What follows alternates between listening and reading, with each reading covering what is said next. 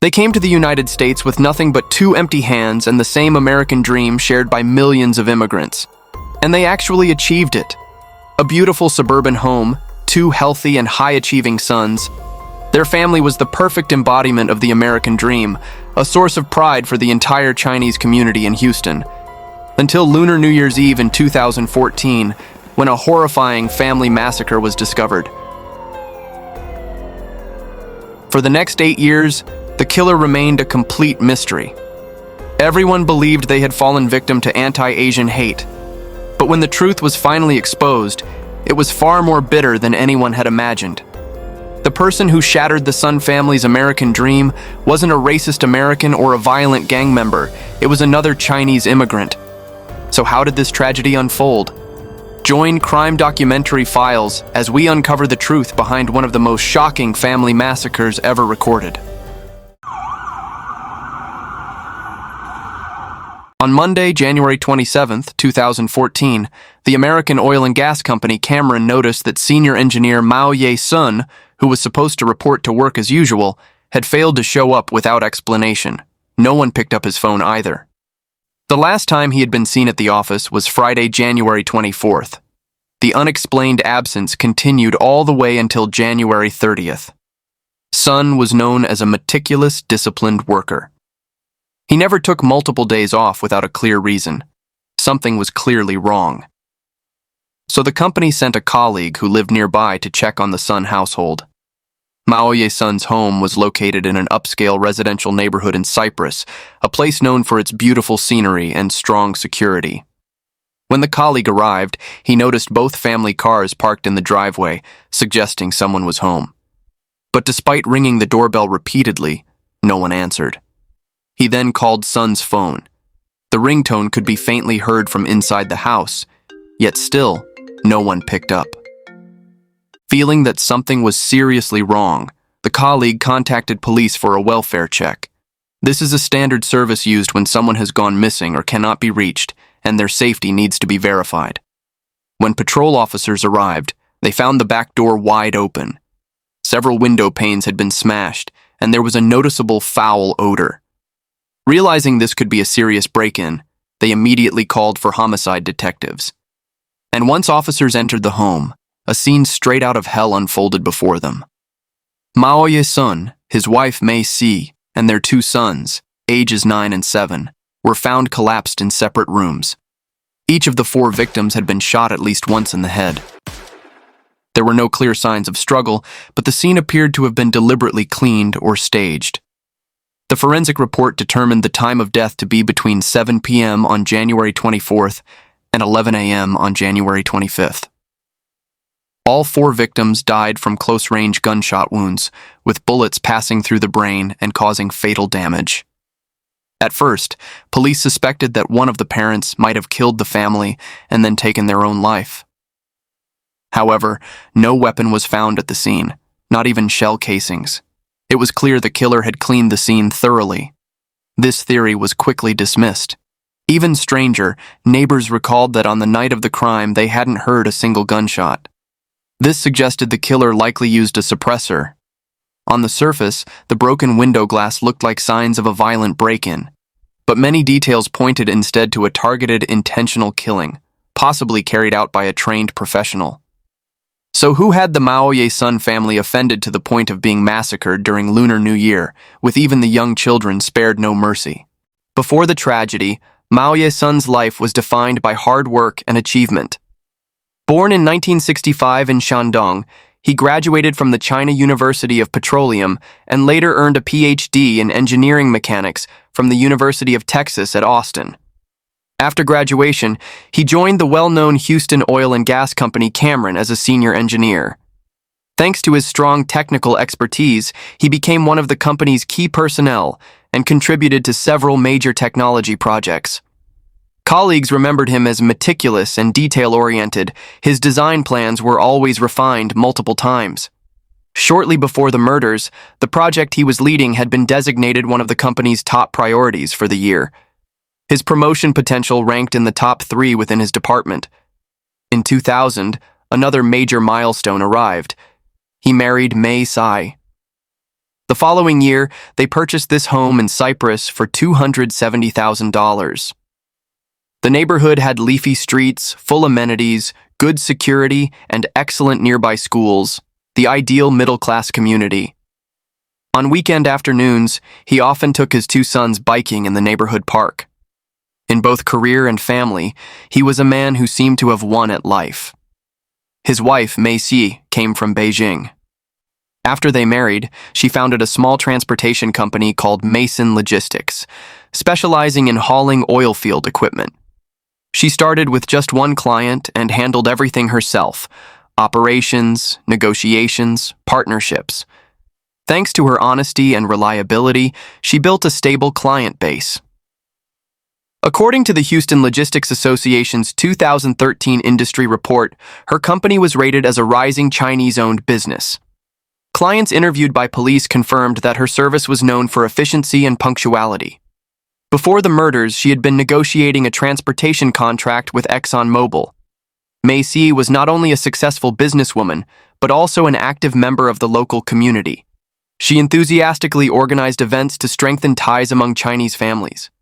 At home, she played a central role in caring for her family. Because her client base was stable and she didn't need to work full-time, she was able to balance her job and family life. She prepared snacks for her sons after school and patiently helped them with homework. At home, she spoke Mandarin with her boys, hoping they would grow up immersed in American culture while still preserving their Chinese heritage. The refrigerator was covered with their drawings and certificates, her most treasured possessions. Under her careful nurturing, their warm, happy household was filled with joy. The Sun children were affectionately known in the community as Little Rays of Sunshine. Timothy, age 9, excelled academically, was energetic in class, and loved soccer, often running around the field with friends on weekends. Titus, age 7, was talented in drawing and often gifted his artwork to neighbors and teachers. He was polite and always greeted adults with a smile. Their last day at school was January 23rd. Due to bad weather, the school temporarily closed on January 24th and January 28th. In the boys' bedroom, a family portrait sat on the nightstand. Inside a desk drawer were handmade cards they hadn't finished yet, cards they planned to surprise their parents with on their wedding anniversary. Now, they would never be delivered. These innocent children, whose lives had barely begun, filled with dreams and limitless potential, were suddenly gone. After the murders, flowers, teddy bears, balloons, and condolence cards from neighbors and friends covered the front of the Sun home. One message written in Chinese read, "Safe travels, dear friends." A Chinese co-worker of Mao Ye-sun said, "He was such a good man. I've cried so many times since hearing the news." A neighbor living directly across from the Sun family urged police to solve the case quickly because the tragedy had shaken everyone. People were terrified, wondering if something like this could happen to their own family. As the investigation deepened, more confusing details emerged. After a full inventory, nothing of value appeared to be missing from the Sun home. Yet the safe had been forced open, and some jewelry had been tossed carelessly onto the floor. This staged robbery scene completely contradicted the fact that nothing had actually been stolen. So why did the killer go to such lengths to set up a fake burglary? Was it to mislead investigators, or was there another motive entirely? In addition, the killer had completely wiped Maisie's phone, making the data inside impossible to recover. Police reviewed the neighborhood's surveillance footage and discovered that at 10:05 p.m. on January 24th, a dark figure, estimated to be between 5 feet 9 inches and 5 feet 11 inches and wearing a dark hoodie, climbed over the fence into the Sun family's backyard. 20 minutes later, the same figure left carrying a black backpack. So who was this shadowy figure lurking in the darkness? And why would they slaughter the entire Sun family? 6 months later, during a press conference, the police chief urged the killer to surrender, stating, "It's only a matter of time before we arrest you." He also announced a $70,000 reward for any information leading to a breakthrough. This reward was donated by 12 Chinese community organizations, an extremely rare occurrence in Houston's Chinese community criminal cases, showing just how deeply the case affected them. In 2014, the reward was raised to $75,000. But even so, the investigation stalled for years. There were no clear suspects, no solid leads. Fear spread throughout the community, and rumors multiplied rapidly. Despite the limited evidence, police developed four main hypotheses. The first hypothesis was revenge.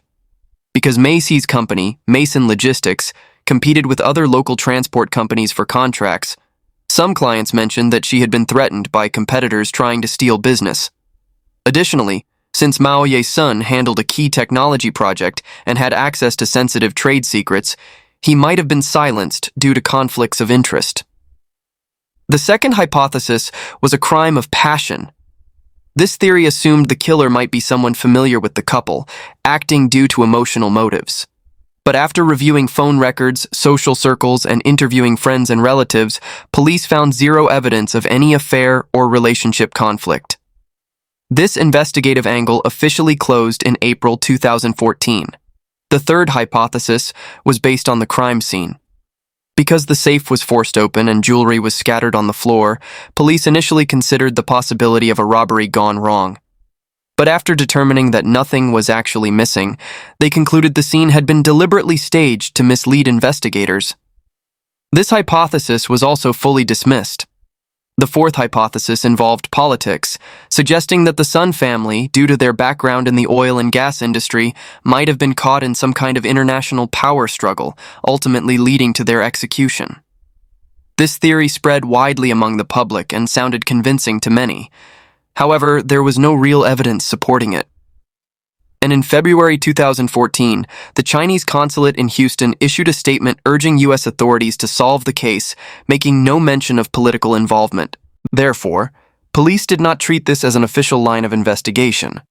None of the public records or case files contained any indication of political inquiries. Despite their efforts, investigators were unable to uncover any decisive evidence pointing to the killer. Every potential lead flickered like a candle in the wind, briefly raising hope before being snuffed out. In 2015, the FBI joined the investigation, bringing new technological support. They analyzed DNA from biological samples collected at the scene, hoping that even the smallest trace might lead to a breakthrough. But after months of careful comparison, the results were disappointing. No matches were found in any database. The case fell into another dead end. Yet through ongoing investigation and analysis, police slowly began to form a profile of the killer. They believed the murderer was familiar with the Sun family's schedule and routines, allowing them to choose the perfect moment to strike. The perpetrator had a certain level of counter-forensic skill, leaving behind no obvious traces. There were no shell casings, no signs of violent forced entry on the windows. Every movement appeared precise and calculated. The killer likely had firearm experience, was comfortable handling a handgun, and could deliver accurate execution-style shots to the victims' heads at close range, guaranteeing instant death. In 2017, police restarted evidence analysis as part of a cold case reinvestigation. They conducted a full review of the original crime scene. This time, they discovered a dark gray wallet inside the miscellaneous drawer of the bedroom closet. The wallet contained Mei Shi's DNA, and DNA from an unidentified male. This discovery gave investigators a glimmer of hope. They quickly analyzed the unknown DNA sample. However, the sample was a mixed-touch DNA sample with extremely weak genetic signals. At the time, forensic technology could only extract partial genetic fragments, not enough to create a full DNA profile. As a result, no match could be found in any database, and the case once again disappeared into dense fog. This stalemate lasted another 8 years, until advancements in forensic testing finally sparked a turning point. In early 2022, the Houston Police Department's crime lab adopted next-generation DNA sequencing technology, capable of analyzing entire genetic markers, even from degraded trace samples. Investigators re-examined the male DNA found on the wallet and expanded the comparison range to include individuals previously excluded from suspicion. Very quickly, one name emerged, with a 99.99% match. That name was Feng Liu. Many officers who had spent years pursuing the case were stunned. Feng Lu was not a professional assassin, nor an international operative. He was simply a former colleague of Mao Ye-sun. Born in 1958, Feng Lu had also been an engineer at Cameron.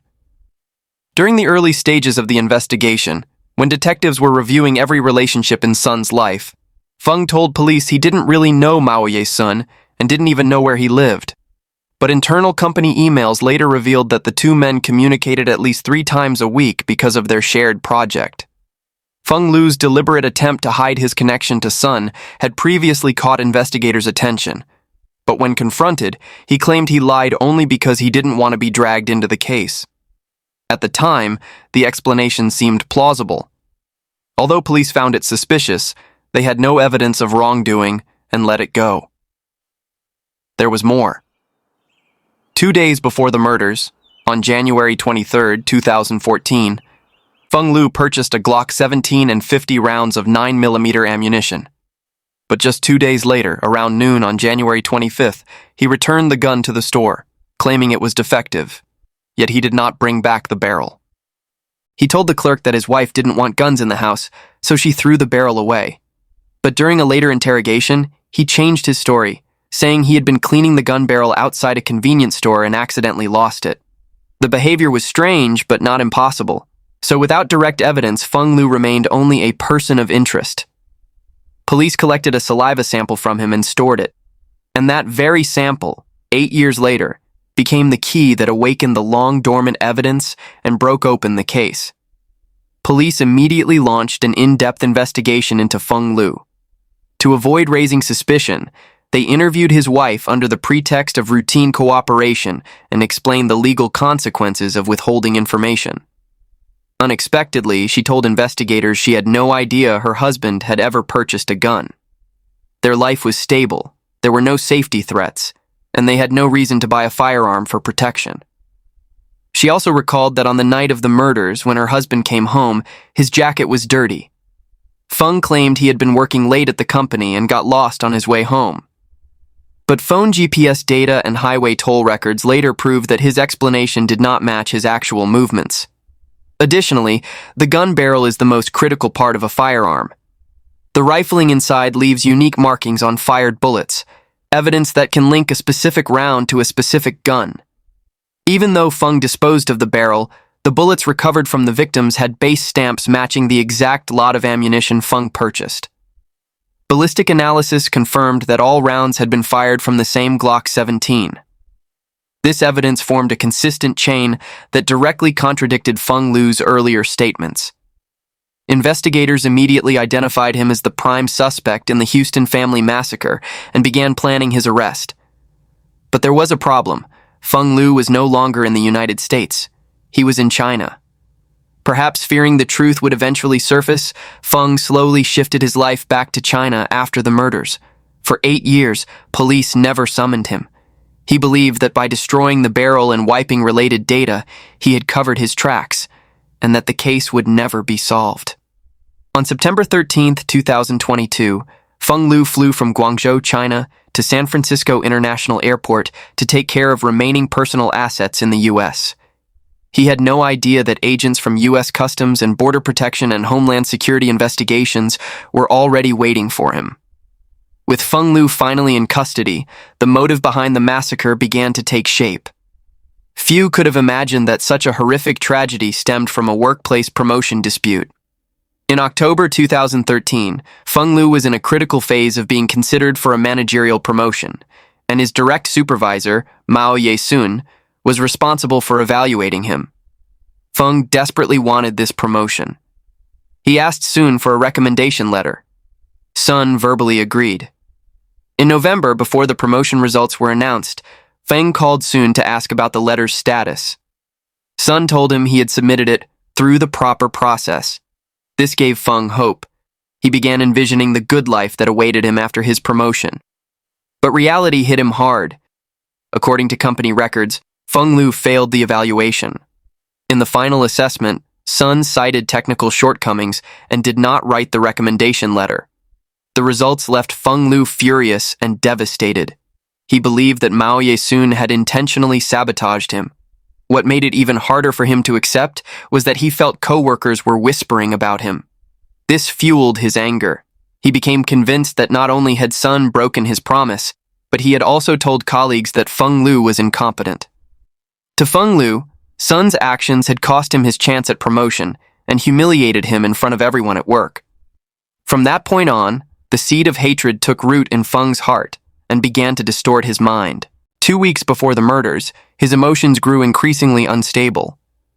He frequently complained in the office that he was being targeted. Co-workers noticed something was off, but no one imagined that his resentment had grown into something so monstrous. Feng Lu even posted cryptic messages on social media saying things like, "Traitors must pay." But these dangerous signs raised no alarms. People thought he was just venting. No one suspected that behind those words lay the blueprint for a massacre. And Feng Lu soon began turning his violent fantasy into action. On January 23, 2014, he violated company policy by using Cameron's internal system to look up Mao Ye-sun's home address and immediately purchased a gun. But after getting the firearm, he didn't strike right away.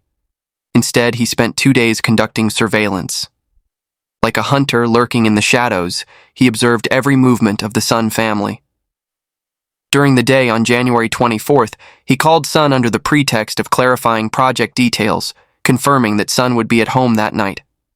That evening, he carried a backpack containing the gun, a suppressor, and gloves, climbed over the backyard fence of the Sun family's home, and entered the house.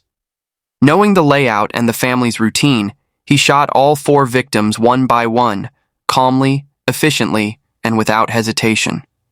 Every move reflected thorough planning. After the killings, he staged the scene to look like a robbery, ransacking the safe and scattering items to make investigators think the crime was financially motivated. But he didn't execute his plan perfectly. In the panic and adrenaline of the moment, he left behind one crucial clue: a trace of DNA on the wallet. That tiny mistake ultimately became the core evidence that identified him. After his arrest, Feng Lu attempted to buy time by requesting asylum, hoping to evade extradition and avoid justice. But authorities gave him no such chance. Through cooperation with Interpol and international law enforcement agencies, he was transferred to the Texas justice system in October and charged with 4 counts of capital murder, each eligible for the death penalty, and 1 count of illegal firearm possession. The Texas Attorney General's office made it clear in the indictment that they would seek the death penalty. The courtroom atmosphere was heavy.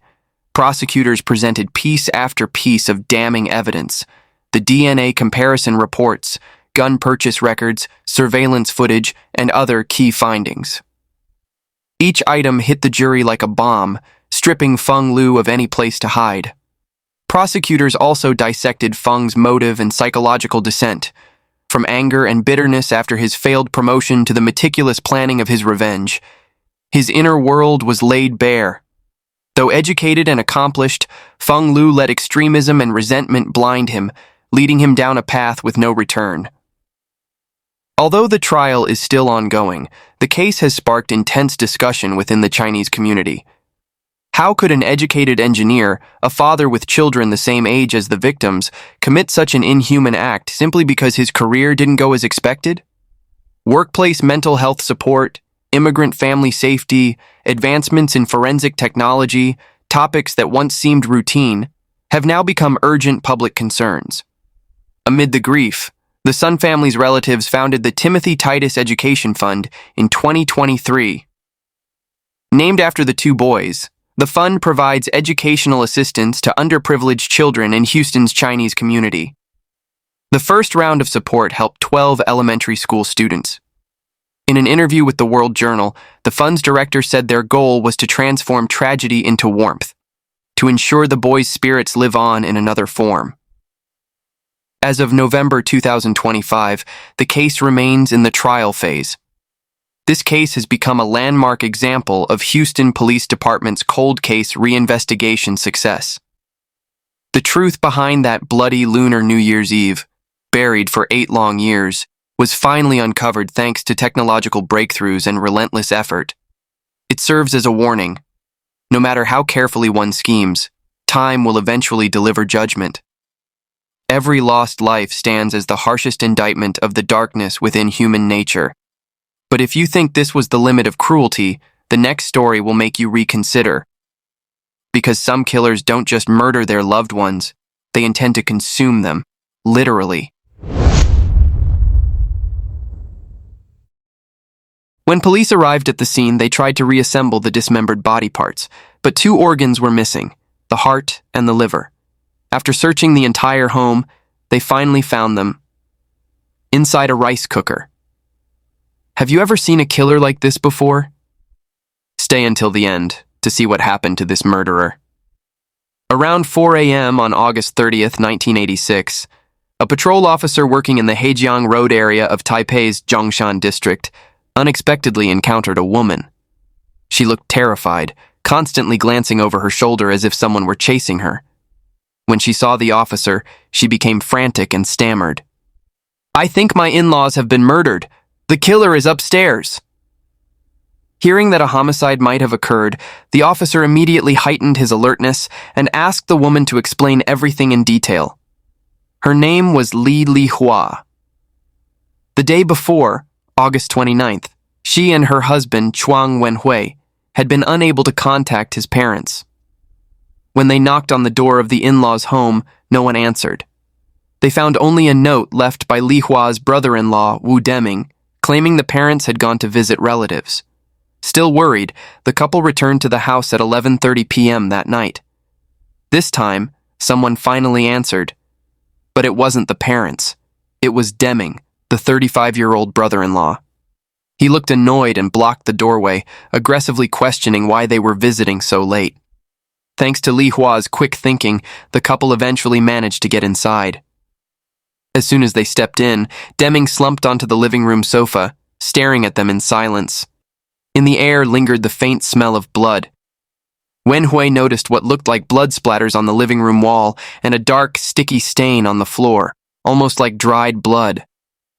When Wenhui asked what it was, the atmosphere instantly tightened. After a long moment, Deming coldly replied that it was just from killing mosquitoes. With the parents missing, the suspicious note, and Deming's hostile behavior, the couple sensed something was terribly wrong. But they forced themselves to stay calm and pretended not to notice anything unusual. At that moment, Deming suddenly began ranting. He said his in-laws favored the eldest son unfairly, even though both he, as the son-in-law, and Wenhui, as their biological son, treated the parents well. Yet, he claimed, the parents planned to leave their property only to the wealthy eldest son. The abrupt outburst startled the couple, but to keep Deming calm, Wenhui played along and criticized his parents as well. Unexpectedly, this made Deming feel understood, almost as if he'd found a confidant. He continued, launching into a long tirade insulting his in-laws, turning the living room into a private criticism session. Seizing the moment, Li Hua quietly slipped into the bathroom. There, she was horrified to find blood lodged between the floor tiles. She glanced toward the master bedroom across the hall, the room where her in-laws slept. The door was shut tightly. At that moment, she became almost certain. Her in-laws were dead. Their bodies were likely inside that bedroom. Her priority now was to secretly alert her husband. She returned to the living room, forcing herself to remain composed, and discreetly signaled Wenhui using a method that varies in different accounts. Some say she traced a message on his thigh with her finger. Others say she called him to the kitchen to whisper the news.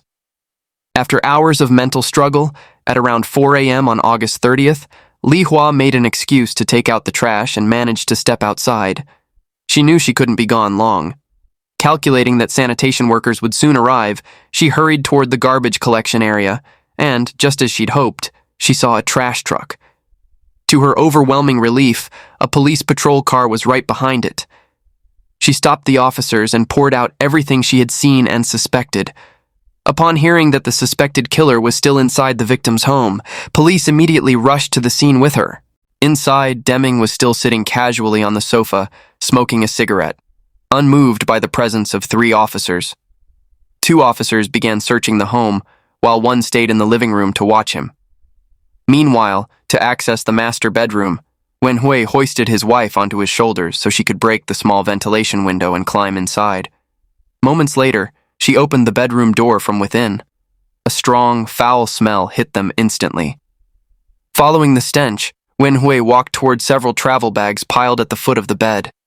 Even though they had mentally prepared themselves, the sight that awaited them still left the couple frozen in shock. When Wenhui unzipped one of the bags, there were human bones inside. At that moment, the officers outside heard the couple's horrified screams. They rushed into the master bedroom, one officer telling Wenhui to put the travel bag down to avoid contaminating the crime scene, while another hurriedly grabbed his radio to call for backup. But in the chaos, they suddenly realized something critical. Who was watching Deming in the living room? The officer sprinted back out, only to find that Deming had taken advantage of the distraction and escaped. Within minutes, a large number of officers swarmed the crime scene. Forensic teams meticulously examined every piece of the dismembered remains. They discovered that Mr. and Mrs. Chuang had been cut into 32 pieces. The heads and arms were stuffed into a red canvas travel bag, while the torso and thighs were packed separately into 2 large black suitcases. In addition, inside 3 smaller bags, investigators found several blood-stained articles of clothing and multiple pieces of human organs that were still moist with blood. The cuts on the body parts were exceptionally clean, smooth, precise, and showing no hesitation marks.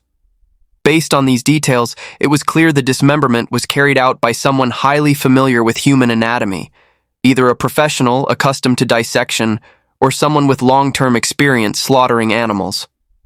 During the search, police also found inside the master bedroom, where the remains were discovered, 2 blood-stained butcher knives, a boning knife, a wrench, and a steel hammer. But strangely, although the couple's bank deposit book was missing, some of Mrs. Chuang's business documents had been left behind. What chilled investigators the most was what they found inside a rice cooker, a clearly identifiable, fully cooked heart and liver.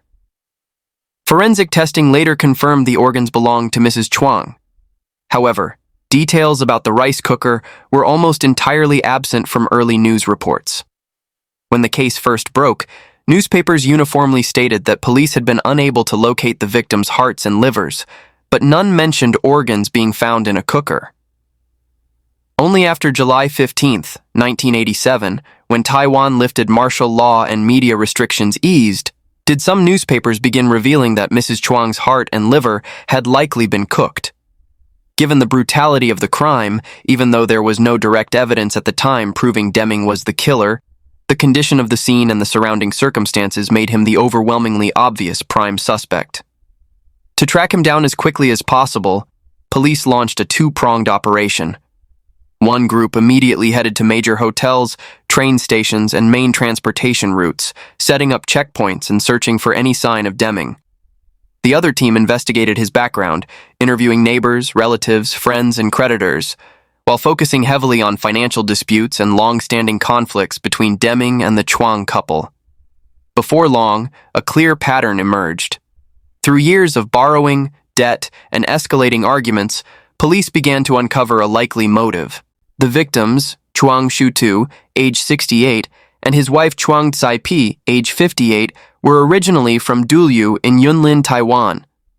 Early in life, they built a successful business and bought several properties in the Hejiang Road area. As real estate prices soared, they eventually became one of the wealthier families in the Zhongshan district. In 1979, their eldest daughter, Chuang Yueqing, married Wu Daming. The Chuang couple not only bought an apartment for their daughter and son-in-law, but they also treated Deming like their own son, even planning to leave part of their estate to him after they passed away. However, Deming had always been restless.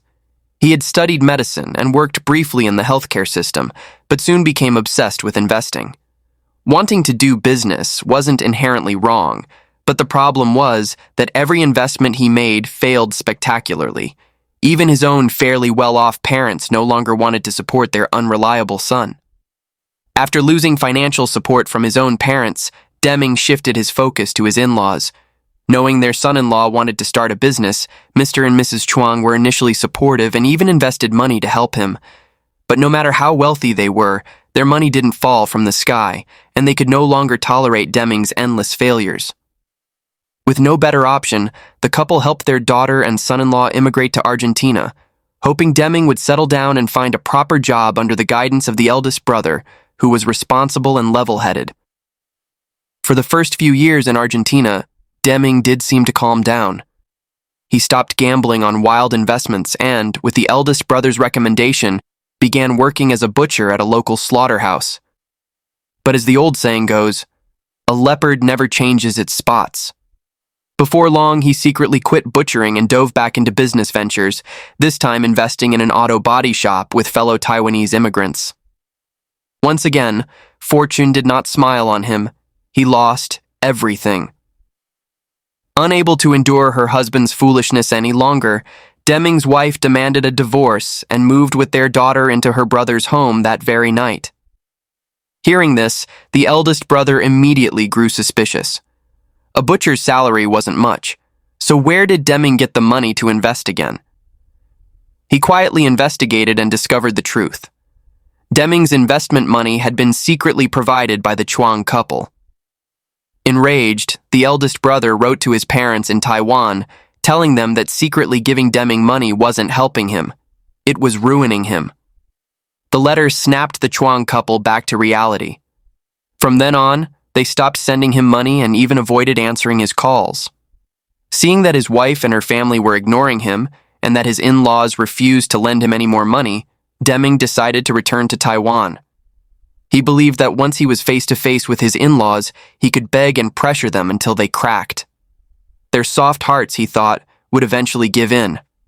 In early May 1986, Deming flew back to Taipei alone. He found work as a tour guide specializing in Argentina for a travel agency, and he continued showing up at his in-laws' home to harass them. Shamelessly, he even lied to them, telling the couple that business in Argentina was booming and insisting that he wanted to help them immigrate there as well, but only if they sold all their property in Taiwan first. Fortunately, by this point, Mr. and Mrs. Chuang had fully recognized his true nature and refused to believe a single word he said. Moreover, they had already lent him more than 10 million new Taiwan dollars, leaving only 2 million new Taiwan dollars in their savings account. No matter how much he pleaded, they refused to give him another cent. But Wu Deming was not someone who gave up easily. He continued harassing the couple, showing up at their door whenever he had free time. He knelt, hid himself, begged, pleaded, doing anything he could to get money. To escape his constant harassment, the Chuang couple decided to move to Argentina and live with their eldest son. These investigative findings allowed police to nearly confirm that Deming was the killer, especially since the couple's savings passbook was missing from the crime scene. Following this lead, police discovered that Deming was nearly out of money and had no relatives or close friends in Taipei who could help him transfer a large amount of cash. Police immediately froze the Chuang couple's accounts. When Deming realized he couldn't access the money, he found himself backed into a corner with no escape. Events unfolded exactly as police predicted. On the 5th day after the murders, September 3rd, 1986, Deming finally walked into a police station and surrendered. However, even after turning himself in, he initially spun a web of absurd lies to deny responsibility. One by one, every contradiction he uttered was dismantled under the officer's interrogation and mounting evidence. When asked about his motive, Deming claimed he had connections to a powerful criminal organization in Argentina. According to him, the organization's assassins instructed him to kill the Chuang couple. He even said there was an accomplice in Taipei, someone with the surname Wang, who supposedly carried out the killings and dismemberment while Deming merely stood guard and helped clean up afterward. He escalated his claims further, saying, "I know the inside story of a very sensitive major case that happened in Taiwan in 1983. He also claimed he had assassinated a Taiwanese official in Brazil. Hearing Deming's claims, Taipei police were immediately thrown into confusion. As mentioned earlier, he had indeed lived in Argentina for years, and it was true that many Taiwanese criminals had fled there after committing crimes. If what he said was real, the case could involve a complicated international criminal network. But after 1 month of investigation, police confirmed that Deming had lied about everything. The so-called organization he mentioned did not exist. The supposed ringleader, a man surnamed Sue, turned out to be nothing more than an unemployed drifter who survived by collecting scrap and occasionally stealing. And when police asked Deming about the highly sensitive 1983 case he claimed to know, or the Taiwanese official he assassinated in Brazil, he instantly fell apart, unable to answer even the simplest follow-up questions. With every lie exposed, Deming finally admitted that none of those people were involved and that his motive was money, nothing else. However, he insisted that the mysterious Mr. Wang he mentioned earlier was a real accomplice. He claimed that under Wang's direction, he and this supposed butcher murdered and dismembered the Chuang couple, and that Wang left first to avoid suspicion. Police didn't believe him, but they still investigated carefully. The results were clear. Deming was still lying. He claimed he had known this Mr. Wang for 3 months, yet he couldn't provide basic information. No address, no age, not even a full name. Officers also confirmed that upon returning to Taiwan, Deming had never worked. His story about being a tour guide was completely fabricated. Therefore, police concluded, reasonably and decisively, that Wu Deming acted alone and murdered his in-laws to steal their money. In the first trial in November 1986, Deming was sentenced to death for the murders. Even then, he refused to accept the verdict and shouted in the courtroom, "Everyone is trying to kill me." But the judges did not waver.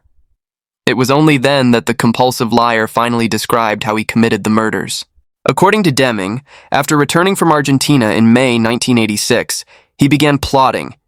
If he couldn't borrow money from his in-laws, he would kill them and take everything they had.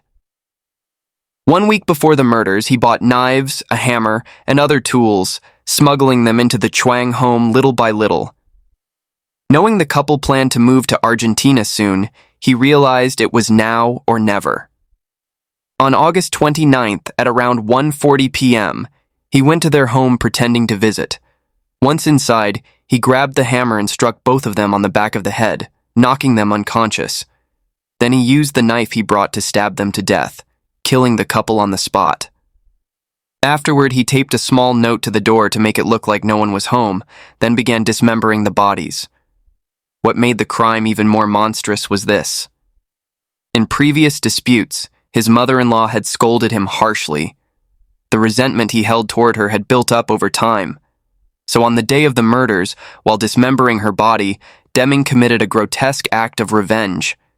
He removed her heart and liver, cooked them, and ate them. In his mind, this horrifying act was a way to release years of hatred. In the 1987 appeal, the Taiwan Supreme Court upheld the death sentence without hesitation. However, what happened next shocked the entire nation. After the appeal, the Taipei District Prosecutor's Office filed an objection, arguing that it was nearly impossible for Deming to have carried out the killing, dismemberment, and staging of the crime scene alone.